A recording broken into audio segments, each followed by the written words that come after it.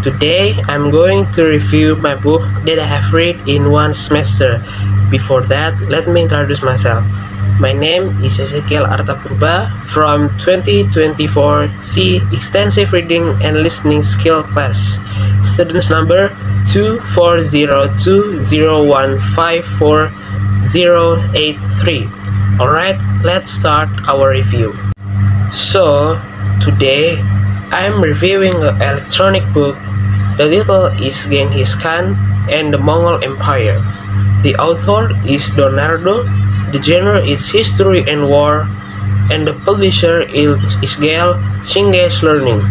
For your information, this book also provides glossarium about Mongol and its history that will enrich your knowledge about its history and definition. This main content of this book contains a famous history along the history of humankind, the Mongol nation, and Genghis Khan, Emperor of Mongolian Empire. This book has 6 chapters. Starts from chapter 1. The book explains about origin of Mongol nation, and it said Mongol nation consisted of many nomadic tribes that were always on the move and lived in the steppes. This chapter also explains about Mongol culture, clothing and food, patriarchal tribe system, and their habits and their beliefs. Next, chapter 2 tells us about a life journey of Temujin, or widely known as Genghis Khan. He started his life very tragically.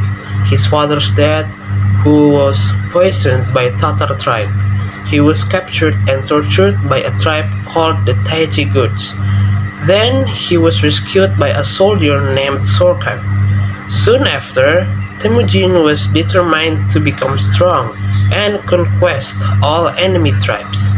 After he assembled some battles and defeated Chamukha, the strongest opponent, and his old brother, a big meeting was assembled by representatives of all tribes.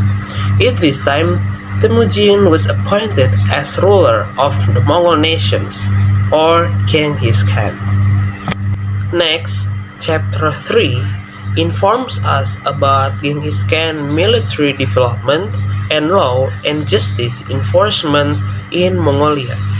This part also explains us about Mongol war tactics, their weapon, and their war training. In this chapter, chapter 4, elaborates how Mongol conquered the world by attack North China, the Tangut Empire and Jurchet Empire. Genghis Khan also conquered Silk Road in order to control trade lines and economies between continents. Chapter 5 explains Genghis Khan's plan to conquer Western Asia by collaborating with Khwarezm Empire, but the Khwarezm Empire instead challenged the Mongol Empire because the Sultan of Khwarezm killed Mongolian envoys. In this part, finally Genghis Khan conquered the Khwarezm Empire. The last chapter, chapter 6, informs us about a new emperor of Mongol, Ogedei Khan, or Genghis Khan's third son. Ogedei Khan launched a series of assaults on Europe, exactly to Poland.